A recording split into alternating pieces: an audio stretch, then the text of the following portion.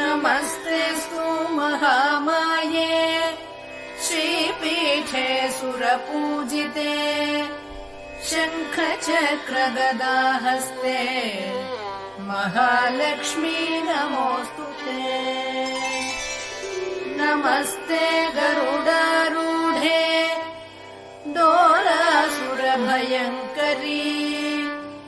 सर्वपापहरे देवी महालक्ष्मी नमोऽस्तुते।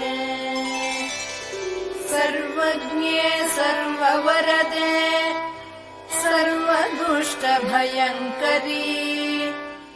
सर्वदुःखहरे देवी महालक्ष्मी नमोऽस्तुते।